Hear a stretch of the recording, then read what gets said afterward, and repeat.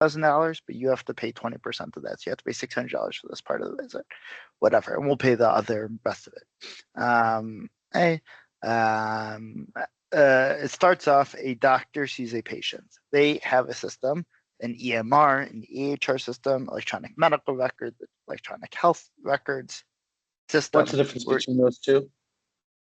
Not very much, I don't think. I think the terms are generally interchangeable. One refers more to the actual health records, and one refers to the medical record system. But yeah, most people I think just call it EHR. So Okay. EHR, which is basically the doctor side, where the doctor takes what they call demographics, which is talking about the patient information.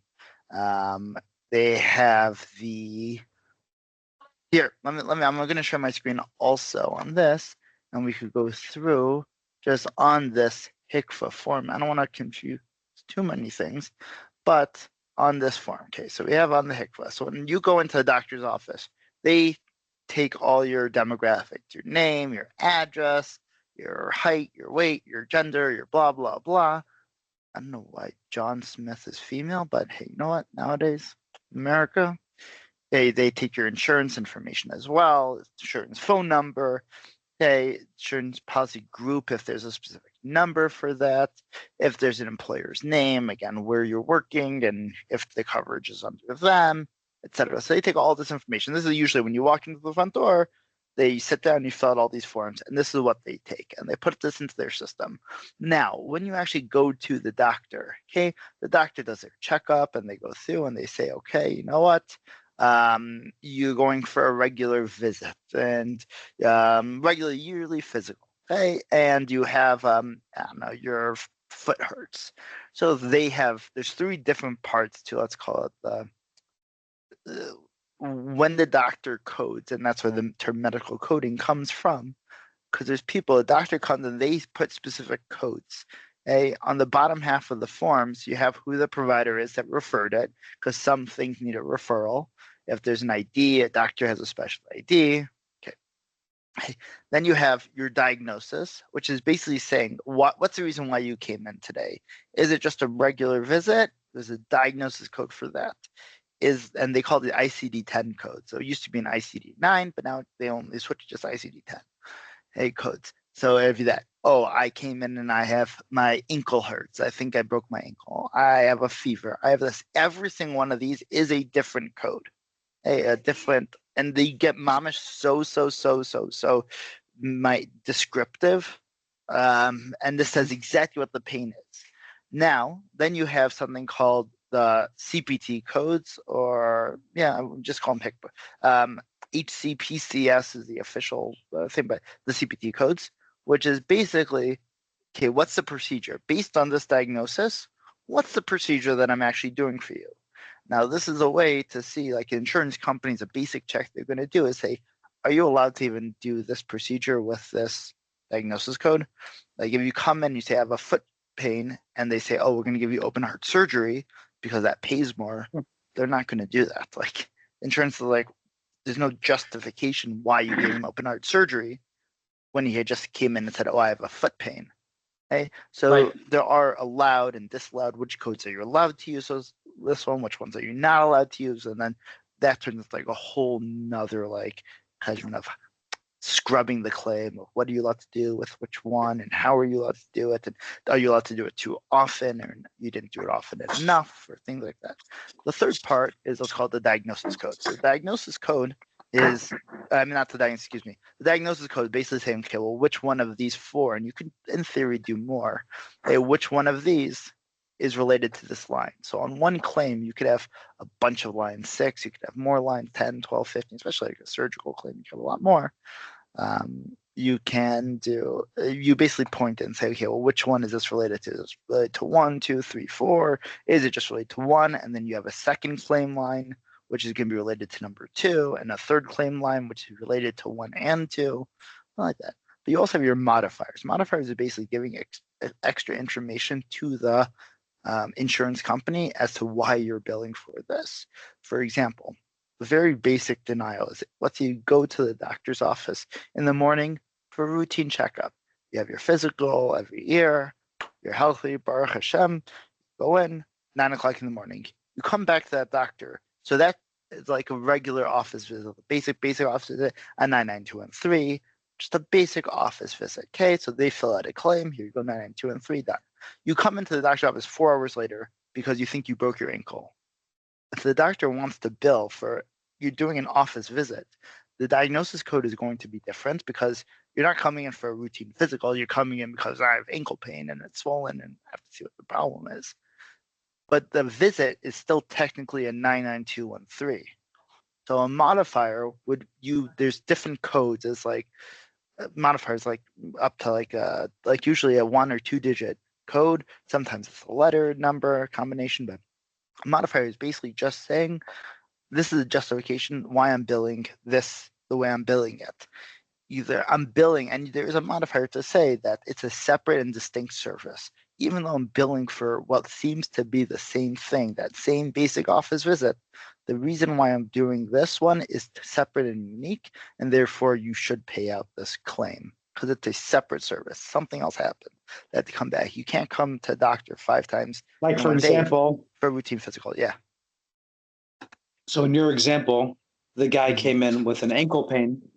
Yeah. So there would be a modifier that would indicate in the diagnosis that in the diagnosis code that it's an ankle, that he has like, I don't know, separate, an ankle issue, a sprained ankle or whatever. And then in the claim areas, in the claim code, so then you might have, the same exact one that you built earlier that day, but the same one. But you're saying the reason why, even though this is the same, and I should not normally be able to bill the 99213, again, the basic office visit, which I could use for a routine visit, as well as checking up your ankle, it's a separate and distinct service. And you put like a little modifier here. So the insurance company gets it. They say, you're saying this is a different for whatever reason. And there's different codes. You could say it's a modifier. And then the other complication comes. The modifier should ideally, wait a minute, but shouldn't that ideally relate to something in the diagnosis? No, because they don't pay based on diagnosis codes. They pay based on whatever the CPT, the procedure that you did. Okay. So they pay based on this, and they say, I already paid you for this on this same day. Why should I pay you again? I don't care what the diagnosis is. And you say, no, it's a different service. Even though it's the same code, it's a unique visit for a different reason. He didn't come back for a second follow-up the same day. So, yeah. So now the problem also comes in where you have every insurance company has different rules as to how they will pay a claim out. Like, for example, if you go in, then there's other things. Again, what? Shocking? I'm shocked. Yeah, I know. Yeah. So here's also like you have different units. For example, let's say you needed stitches, I think, I don't know. And every unit of stitch is you get paid $100. Well, you say, well, I need 5 units of stitches. So it's 100 times 5, so it's $500 for all those units. Right? So like that's how you would use units. Again, it's kind of like Pasha. It's like, well, how many times they do the service? A routine visit, you're only using a unit of 1. Can't have 2 routine visits in one thing. But now, let's say you did something on podiatry. So if you're dealing with feet, okay. So this is the last company I was in. We dealt with a lot of podiatrists, and they have something that let's say you do something to both feet. Again, they do nail clippings. I don't know. Sometimes, especially old age homes, they go around and they do specialized nail clippings to keep the feet healthy or whatever. Okay, but you did it on both feet. Okay, some insurance companies say, well, use whatever that CPT code is, 1, 2, 3, 4, 5. And then in the diagnosis code, you say I did it for the left foot and I did it for the right foot. And that's it. And then I did 2 units because I see 1 for the left, 1 for the right. Other insurance companies say, no, you need 2 separate lines. 1 line will be for the left foot and the unit is 1. And 1 line will be for the right foot and the unit will be 1. So you have to know like which insurance company, how do they want you to bill it? Because they'll just deny it. Like, nope, you didn't do it the way we wanted it. And we'll just deny it. Because they look for any reason to potentially deny something. And I feel like, again, it's the same thing. 1 + 1 is 2. So why should I wait on 2 lines? They did it on 1 line. No, we want you to do 2 lines because it's 2 separate parts of the service. Okay, so that's like the basics. This is like the very high level. And again, It's called the CMS 1500 is a technical term, but we call it, again, HCFA is also like the healthcare something, whatever form. It is like, this is what we do. So this is basically what, when a doctor, Question. yeah. Question, what does this have to do with? So when yeah. Go ahead. Okay, so when you go into the doctor's office again, we said first you go into the waiting room and you fill out your information, my name, my insurance information, blah, blah, blah, all that stuff. Now, when you go to the doctor actually sees you or does whatever procedure. They would give this information in the diagnosis code, the CPT codes, if they wouldn't even do modifiers. They don't know what the modifier would be, but they do diagnosis codes and CPT codes and how many units and the date of service or when that service was performed. They would kind of get that information. Sometimes they just give it in like, here's like, a text. I saw a patient, John Smith on blah, blah, blah. And it was just for a routine physical. And he said he was experiencing back pains, but I said, just take an aspirin and you're fine. Hey, you give it to a medical coder who knows how to read those notes and saying, okay, well, a routine physical is a 99213 with back pain. So we're going to do two different diagnosis codes for it. One is for routine physical and one diagnosis code is for back pain. We want to say that's what the patient came in for. Okay. The doctor ultimately said, whatever, just take aspirin and you'll be fine. Okay. There's nothing else. Well, you don't need a modifier because there's nothing. It was just a very basic patient visit. That's it. So you have a medical coder who would kind of give all this information. The next step would be a medical biller who would take all of this information and put it into this special form, which nowadays you don't really use this form, but people still do. And yes, insurance companies, you can still fax things in or send it or whatever. Hey, so they would fill this now in. it's mostly some sort of software that does a lot. So yeah. So nowadays you have a software. Software will, most of them nowadays tend to be EDI, but you could get copies, and this is what the insurance claim looks like. If you say, hey, I want to see how you submitted this claim, you could print it out, and they just print it out on the same form. So you could say, oh, claim 123 is we sent to the insurance, but I want to see a physical copy of it in case we have to appeal it or the insurance company denies it and we want to fight the justification, or we need to prove something, or I want to double check to make sure that it was sent correctly.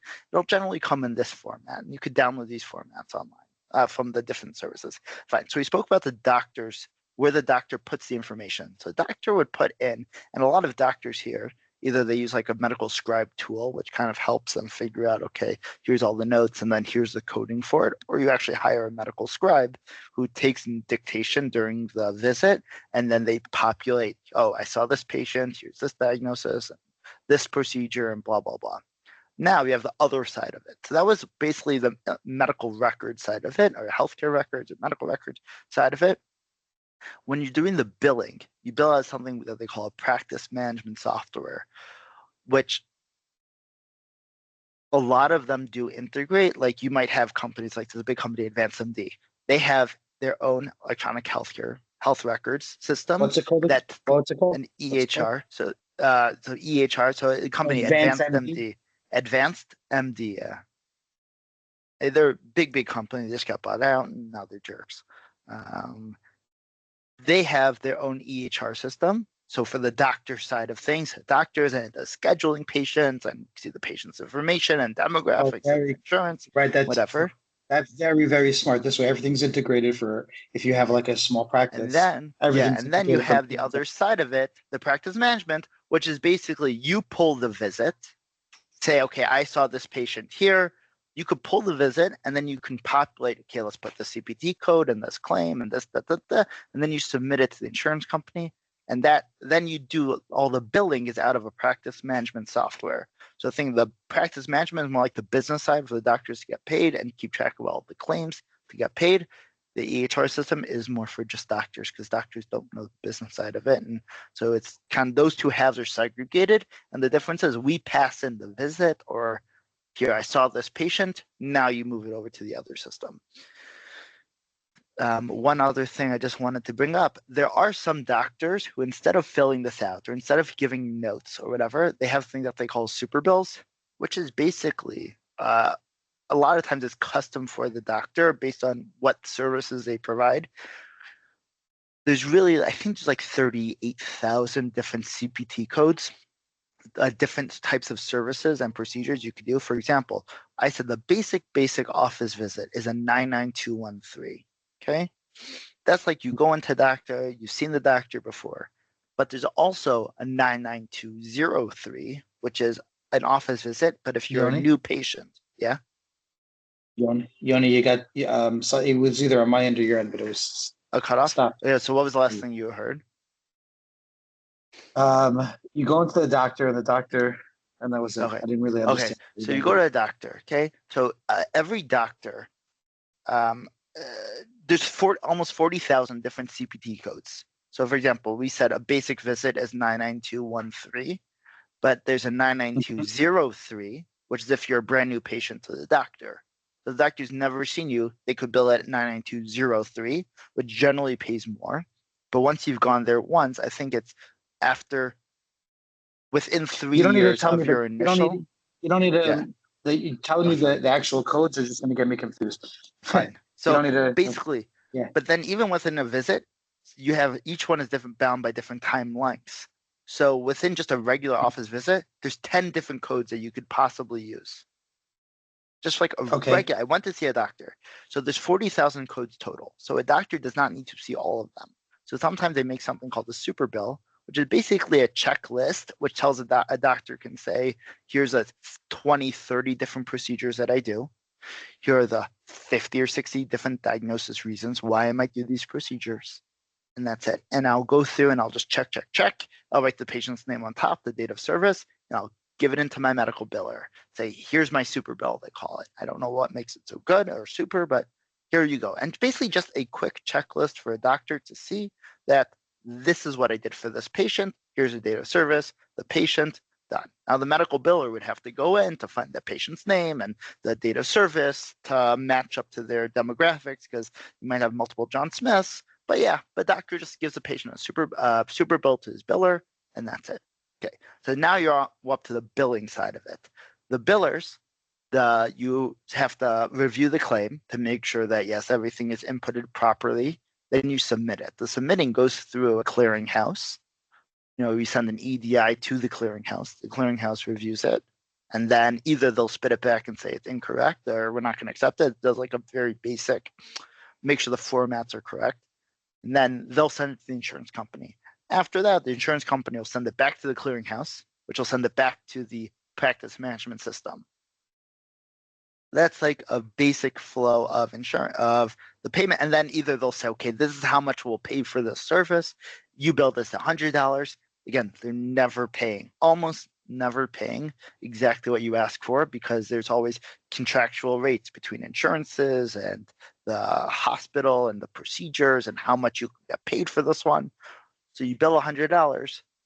The number that I've always been told is the average is between 30-35%. Like that's what you're going for when you bill, because there's going to be a contractual rate, but you don't want to say, oh, I'm only going to charge you $30 when you might get paid $40. So they always overshoot it and say, okay, that's where the muscle I said. You go into a restaurant and say it's $100 for your burger. You're paying with Visa. It's $30 actually. Oh, Amex is $22, because Amex and Visa contracted different rates for the restaurant based on how much to pay.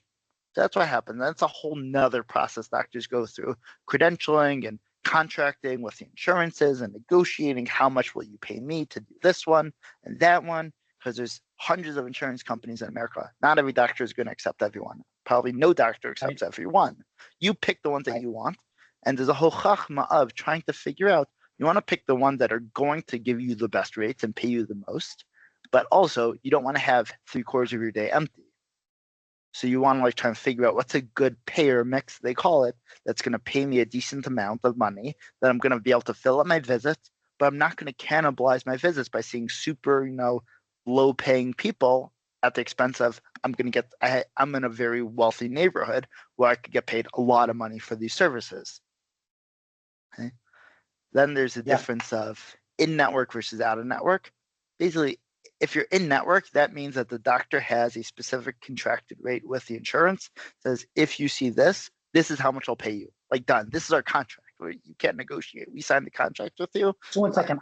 So a doctor can accept all insurances and yet be out of network for an insurance? So that's the other thing. Okay. So there's 2 steps. A doctor can either be signed up to insurance and say, hey, I want to start accepting your insurance. The insurance reviews a doctor's credentials and they can say, yeah, we'll accept you. They might not accept the doctor because the doctor may have been accused of other things, or they scammed out the insurance in the past. Reasons. But they could say, no, I don't want to. Or they could say, most of them will say, yeah, sure, no problem. And then then you're an out of network provider, meaning I can accept your insurance. Now I can negotiate with the insurance company because I accept your insurance. Make a contract for every single one of these codes. Correct. Now we can negotiate every single procedure. If you're in network, that means you did an extra step of where we contracted. And now I have a specific rate. Every time I see a patient for this is exactly what I'm going to get paid. Okay. So now let's go to M&D Capital. How do we make the big bucks? This is such a mess. How do people go to doctors in America? Oh my God. Usually such a mess. Suffer through, close your eyes and be please, oh please, oh please. Yeah. People complain about medical in Israel, but at least it's simple. You know what I mean? Show up. Yeah, but you might have to wait 6 hours to see a doctor. No? I've never waited 6 hours to. Well, no? Maybe not true. If I had to go, if I went to the emergency room and it wasn't like in a real emergency, it was like a mini emergency, that might take a couple hours. Well, that's like triage, and that they figure out who's more important and whatever. You know, I mean, one time when I was in yeshiva, I took a kid to the hospital here. Yeah. And he again, he needed some stitches on his hand. It was right next to like his wrist, and it was kind of deep. And they were like, yeah, let's just give you stitches just in case. The problem is the next time when he was like the next person up, there was another emergency that happened. Big car crash. 3 people came in. Someone broke their knee. They came in ahead of him because it like wasn't that emergency, but it was 12 o'clock at night and there's no doctors open and no urgent cares open. So it's like, okay, we'll stitch you up, but you're the bottom of the line, so people keep getting bounced ahead of you. So yeah. Right. But so keep going. Sorry about that. So fine, no problem. But yes, the healthcare system here is very, very, very messed up. Complicated. It's complicated. Yes. Now, if you have people who know how to play the healthcare system, like again, this is where M&D Capital comes in. Again, I'm still new here to figuring out all the tricks, but basically, what M&D Capital does, first of all, one of the things that they started off with, which is why it's the IT landscape is a bit all over the place, is we in the last company I was at, we only took on clients. We worked with AdvancedMD, but we also only took clients that had a system, and you could have a different EHR system. It doesn't have to be AdvancedMD, but it has to integrate with AdvancedMD. So we just pull all your records and everything's a seamless flow. Now, it's a very limited pool of who you can get to because not every doctor uses a software that integrates with AdvancedMD, but we figured for our perspective, we got all the data we needed. It was seamless. They did all the integrations for us. We didn't have to do that, okay? But it's limited what you can do. M&D Capital, if a doctor fits their criteria of the different services they provide or this or that, they'll take you. But then you have to do all the manual data entry of taking all the claim information from one system. Now we have to input it into Imagine Billing, which is the practice management software that we use. Mm-hmm. So that's one big differentiator. There's a lot of that manual data entry going from one system to another, which leaves your mistakes and it takes time and repetitive, et cetera, et cetera, et cetera. Right. That's one. Wait, sorry, go back. Mm-hmm. Sorry. Repeat this part because it's very important. I want to make sure I'm 100% focused.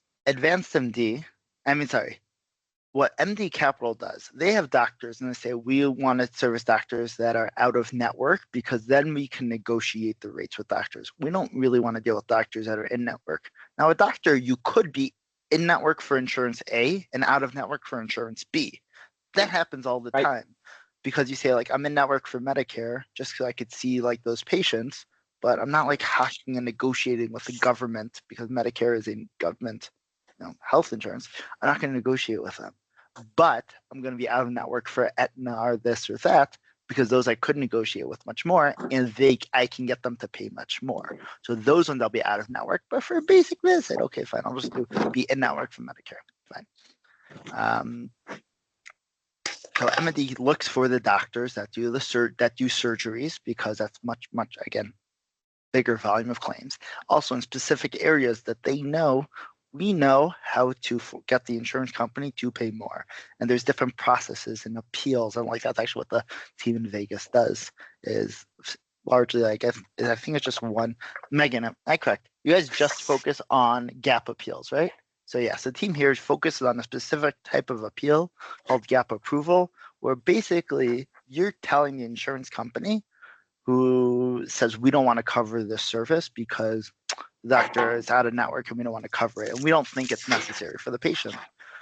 They go through a whole process of basically proving to the doctor and proving to the insurance company that this patient needed to see this doctor because you don't offer a large enough network of providers that they could have seen otherwise. So they had to go to the doctor. It's medically necessary and it's emergency, et cetera, et cetera, et cetera. And that's what they do. And if you get those approved, you could get a lot of money, because insurance companies are like, well, I don't know, how much should we pay? It's proven. Or you can arbitrate. They don't know. It's like, okay, fine. And here you go. Fine, we'll pay you this much. And you could make a lot of money off those, much, much, much higher than the rates of a regular office visit or a surgical visit or whatever. Which surgeries you can make a good amount anyways, but this you can make much more money on top of that. So that's like one of the processes that they've really perfected and done a tremendous job of, which is why doctors sign up with them. It's like, well, if you can make a few surgeries, like that with these gap bills, it takes a long time to get the process and whatever. And then there's also arbitration, where sometimes you push them. The insurance company's like, well, we don't want to pay this and blah, blah, blah. And you say, fine, let's go to a third party to arbitrate. And then the arbitrator, if you could prove to the arbitrator will say, sure, you have to pay the rate, and done. Sometimes they won't. Sometimes they'll say, nah, they don't have to. But the goal is to try and figure out, how do you prove that to the arbitrator? Because now it's not just like, now it's like insurance companies use AI to like deny. If it hits the criteria, great. If it doesn't, too bad, no problem. Like, it's hard to find someone who's going to sit there and like adjudicate, well, we should only pay this rate because of this amount and blah, blah, blah. So when you go to arbitrator, you have it's the actual person who sits there and says, okay, you know what? Yeah, I think that you should pay this, or you don't have to pay this, or whatever. So that's another part of the appeals process, that after an insurance company sends back, again, going back to the process in the EDI. So they send back in this. So we did visiting, then coding, claim submission goes to the EDR, adjudication, the practice management system. Adjudication is on the insurance side. The insurance can either pay it or deny the claim. And then if they pay, well, then you might do adjustments, or you might say, you paid, but we don't think you paid enough. I mean, that's a little bit harder, I believe. It's harder to kind of, get them to agree to. But if they deny it, then there's an appeals process. Okay? Now, so there we go. So we got hit like a ton of the code words here, but from a very, not even like too high, that's like a little bit more, half a step down. That's the process of how things work here. So we have a patient who goes in, then we have the provider. Right. Oh, then you also have something like, which I don't think we really deal with. There's also the thing self-pay. Now it's either you don't have insurance and you say, well, I need to see a doctor, so I'm just going to self-pay. So there's no insurance. Or just pay the doctor. Or it's just not worth it.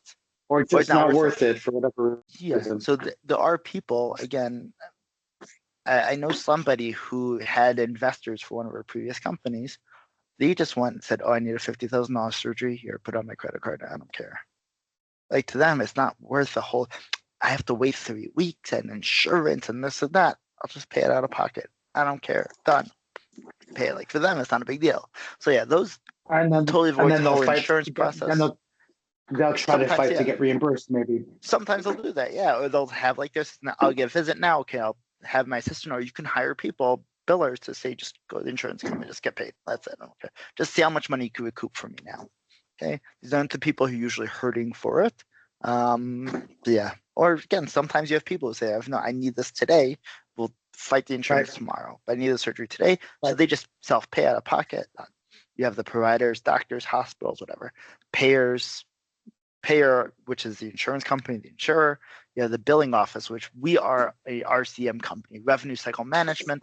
That's the terminology for the people that sit and do all the billing and figure out how to make money, and we deal with all that. Okay, we deal with coding, also medical coding. There's a team of medical coders here. The follow-ups with the insurance company, appealing the insurance companies, things like that. And the clearinghouse is that middleware that the practice management system sends to the clearinghouse. Clearinghouse will send it to the insurance company sends it back to clearinghouse or whatever. And there's whole different EDI formats of how to, this one goes is this format, these are the responses, and this is the eligibility. Eligibility is a whole nother game to see, like, am I even eligible for this service? Like, if I have insurance, am I eligible for this specific type of procedure, which some people might say is not medically necessary, and some people say is medically necessary. Some people say it's out of net. For this insurance, it's out of network, so we're not going to pay it. And some will say it isn't. That's a whole nother. We could get that another day. Again, claim status inquiry is just to say, like, I submitted a claim. Did it get approved or not? I think when you submit the claim to the clearinghouse, I think you send the 276 and they send the 277 back. But yes, we accepted it and we're good to go. Or nope, we reject it because here's the reason codes. Okay, so then there's, yes, we spoke EMR, EHR systems. Again, Epic is huge. But in health, almost most hospital systems, I believe, use Epic as their EHR, EMR system. Since we do a lot of surgeries, and a lot of the doctors are related to, like, work in hospitals or do surgeries in hospitals, that's one of the challenges that we're trying to figure out. How do we get the data from Epic and automatically put it into our system? Because we do the manual transfer from the EHR, the EMR system, into our practice management system. We manually copy information here and put it here, type data in from here to there, and it's mess. And it's really hard to scale the business. Yeah. The practice management system that we have, what software do we use for that? It's called Imagine Billing. Oh, that's the billing. The practice management is billing. Yeah, is billing software. Schedule, billing, submitting claims. Got it. Okay. So that's what So the problem is we have to manually take the data from the Epic and put it into our system. Or there's also MudMed is another practice EHR system, and NextGen and this, and like there's dozens of them out there. And since we only build things out of Imagine, that's the deal, and that's what software we used to bill it all out of. We have to copy from all these different sources. eClinicalWorks is a huge one, especially in urgent care facilities, doctor's offices. We have to copy them manually. So one of the things that they're working on currently is how do we automate that process? We're trying to use a third-party company, which if they can get connected to, let's say, Epic or whatever, they will read the data and then push data into our system using the proper format. Again, there's some standard formats, EDI or HL7, or sometimes you get XML, Fire APIs. Like, there's some standardized formats in the healthcare industry that you could use to quickly push data in and out, or to get the data that you need. So that's what they're trying to do. They're trying to connect to a system and then be able to push that data into our software for patient demographics and the visit. So we need to know the patient information, their address, their gender, their age, their name, whatever. And then also the visit information. So when a doctor says, I saw this person for a routine checkup and they had back pain, we need that information to come into our system. So it's two different parts of that, that form that we looked at initially. You have the demographics up here, and then just this information of why. Okay. So that's what we need. And then we can do the billing part of it afterwards. But that's what we're trying to automatically pull in, and we're using a middleware to do that for us. And once we get that set up, that'll be extremely helpful, because the scale right now, if the company wants to double, in theory, we need to double the workforce. So if we can automate a lot of these processes through, then we can do it. So, but that's the thing. Okay, let me ask access. More questions. Okay. I just realized we should have. Oh, did you record this whole thing? Yeah, basically from the beginning, I was recording. Okay, I just realized, shoot, we should have recorded this. Okay, good. Yes. Yeah. Now we're in our system. I mean, I know Tzvi's been saying that that you have Salesforce. Where are we using Salesforce in this? So flow? Salesforce is outside. So if we go back to this part of the process, right now we only use Salesforce at this part of the process when we want to appeal to keep track of the appeals. That's right now because a lot of emails back and forth and on this patient and on this thing, on that thing. There's a lot of that back and forth. We actually did just have a meeting earlier today with the Salesforce developer and then a third-party company also that does Salesforce development, like that is their thing, that to say, well, we also want to use it for, actual Salesforce, like what is for as a CRM. So we're trying to figure out how to do that and then bring the metrics in. You can kind of tie the things together. So each doctor, which thing are, here are all the appeals for this doctor, and kind of, try to build a full process, sales process in there. But right now we use it for the appeals, to automate appeals and help streamline the process and get the emails in and out and back and forth and consolidate everything. Like that's what we use Salesforce for right now. So I see. Yeah. I see. Okay. Yeah. So just to review for one more second. Basically from another perspective, just one perspective of a lot of what you spoke about. Meaning you spoke about a lot. This is one tiny part of it, but I think it's one of them. The sweet spot of MD Capital is out of network. Correct. Mm-hmm. That's the sweet spot. We're looking for out of network doctors that are out of network. This way, we can negotiate the best rates and get them the best. Yeah. Okay. Now, let me ask you a question, because he was also talking about how sometimes the two different things. Basically, before the doctor even accepts or attempts to do, or accepts a client doing X, Y, and Z. Yeah. They'll talk to us to find out whether or not they should. Mm-hmm. Yeah. Now, can you explain that process, both in terms of how we would know that on our own, and I guess is pre-approval with the. I guess that makes sense. Yeah. So the second part I know on my own. Sending pre-approved with the insurance company, then you're going to become in network for this one procedure. Yes.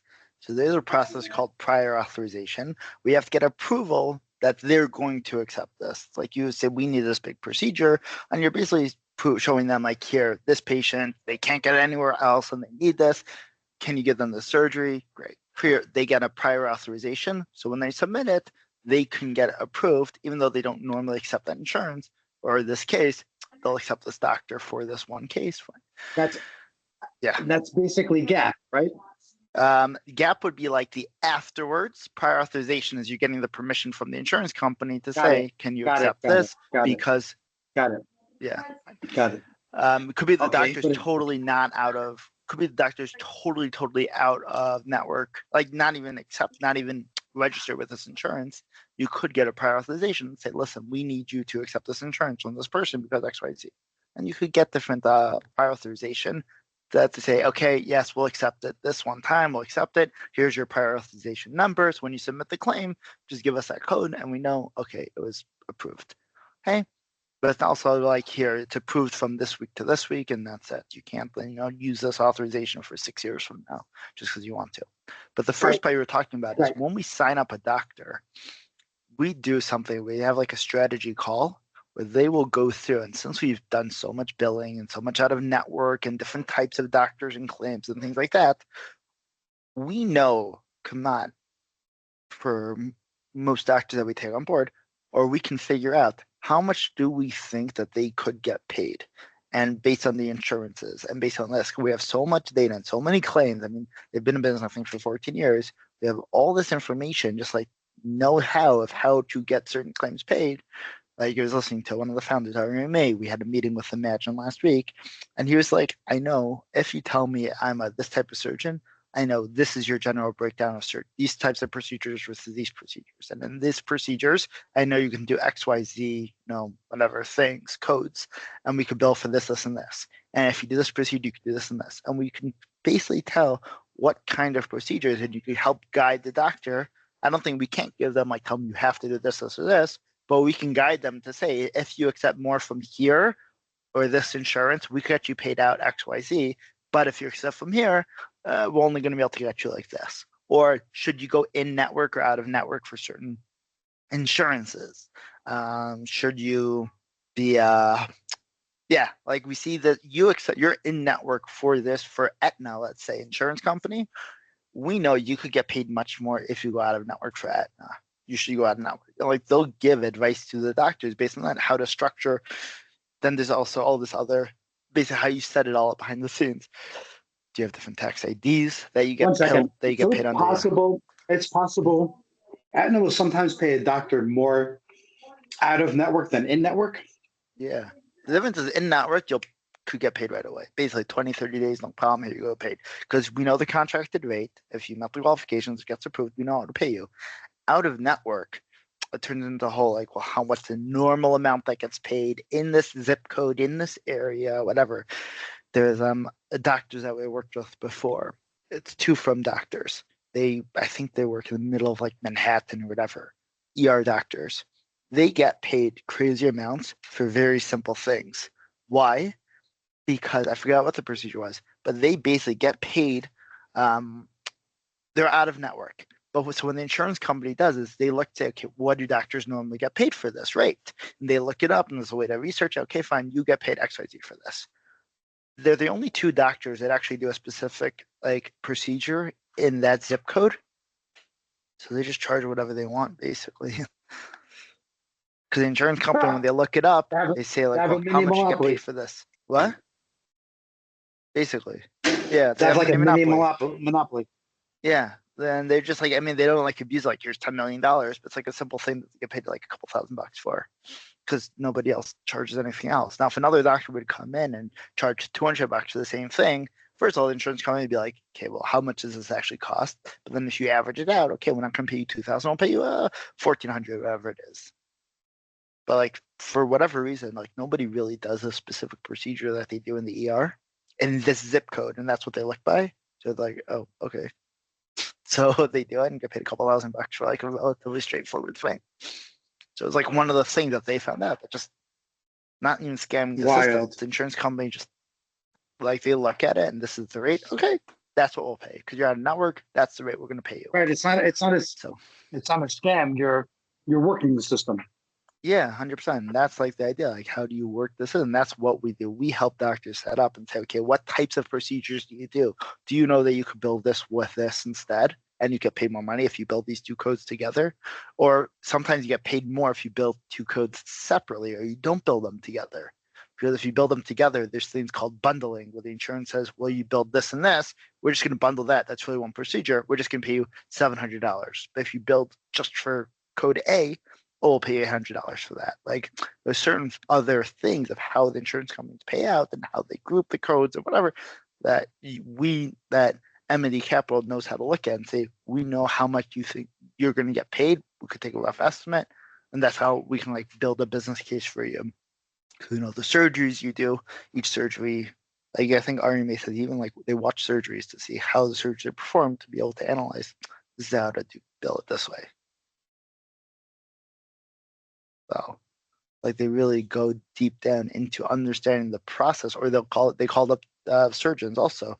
Can you explain this part of the procedure to me? So we know, oh, if you did it like this, that means you also must have done this other thing. We could bill for that too. Crazy. So it's like really knowing how, and again, doctors don't know the coding. Doctors say, I know to put a person together, but like to code and this and which insurance and what, the whole business side of it that they don't know. They'll say, okay, I did a surgery, done. Give me the surgery code. I'll pay you $2,000. But then there's all other like things. So sometimes you could bill for, like if you have an assistant surgeon in the surgery, they could get paid also. And if you did this, well, you get paid for that. And if you do this, you get paid for that. Right. And it's not necessarily, again, you do have some doctors that are scummy and load up the codes and like overbill, as I call it, and like, oh, well, I did this, and even though I saw you for 12 minutes, I'm gonna bill it like I saw you for 60 minutes. I also gave you this and this and this. Eventually, the insurance companies kind of like catch on and be like, got it. Yeah. Let me jump into one more thing. Sure. Sue was mentioning about like the doctors. The first conversation that we had that I was involved in. where with the insurance, the chat in the Teams chat with the doctors. What's that? Yeah. So I'm still trying to get some clarity on that as well. Basically, doctor, one of the Like things what that part they of the like process giving. is that? So this is just more of a concierge side thing. Let's call it account management. It's a concierge service that they want to offer the doctor, especially when you bring a doctor on board. Okay, you don't want to say with business with you and take them out for dinner or this or that, whatever. They sign the contract. Yeah, talk to them now. Okay.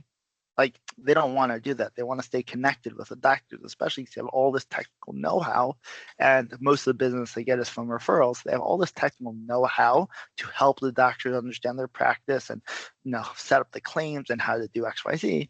So what they want to do is keep that concierge service, which I don't even know how doctors are texting into Teams chat or we're giving them Teams. I don't know how that works, to be honest, but they are the doctors could actually communicate with Rezo or Arime or some of the executives and actually get their personal input or stuff how what their practice should be like. Should we hire another surgeon or whatever these things are? Or hey, here's an insurance card. How much can I get paid for this one? And they send the picture. And based on the plans of this insurance company and the prefix, it's like, oh, of the insurance ID, oh, I know that we've gotten paid $40,000 for that procedure in the past. Okay, like that's a concierge service that they want to offer, but I guess they want to figure out how do we reduce the amount of things that are coming in, but still offers that service, which is why I was like, well, personal AI is designed for this, but they don't want the AI component because they don't want to slip up and make doctors feel that it's an impersonal contact. So it's like, okay, so I hear that. So that's like, how do you do it? I mean, honestly, I think the best way, like you said, like just have a decision tree or just add a chat where you can either chat with the owners or executives or whoever, or you can say, here, upload your card and we'll analyze it and send it back to you. But you can also do like OCR and train it and just say, send us the card, OCR, pull out the information of it and say, here, blah, blah, blah, blah, blah. This is how much. Like that would use some OCR and AI to train it. But again, this is not anything specific for. This is just a service that we're offering them. Correct, like side account management, if you want to call it, concierge service, just to keep that personal connection with the doctors. No, it's more than the personal connection. That's not what it is. I mean, it's a touch above what anyone else will do. Yeah. Yeah, because it's because what they want is from the doctors to think of MD Capital as like, just talk to us. Any of your issues, any of your billing questions, coding questions, just talk to us. We'll take care of it and we'll get you more money and we'll just take care of everything. Correct. That honestly is something that I've seen a lot of. Again, I've spoken to other billing companies and worked with them and this and that. A lot of the people who do the sales or who know all the billing will say, don't worry, we'll be with you every step of the way. But as soon as they sign the contract, they say, okay, now talk to this person. Like, but we built a relationship. Like, I want to talk to you. Like, I'm so sorry. And on to the next person. So this is definitely something that's above and beyond what most businesses will do. Not even just medical billing, in general. Okay. All right. I got it. I got the picture. Or I'm starting to get the picture. A lot to digest. And then we have to go into within each claim and. No. Right now I have to go to. I have to go into another meeting. Just a one-on-one, whatever, with Leah, so to get to know her a little bit better. No problem. Okay. Yeah. Hopefully that was like I said, it takes a little while to wrap your head around especially the terminology and everything's codes. And you say EMR, EHR, like, well, which one? Like, okay, they're basically the same thing, but technical difference between what one versus the other, or ICD-10 and diagnosis code, those are also the same. And so it's like just learning the terminology is a huge part of the process.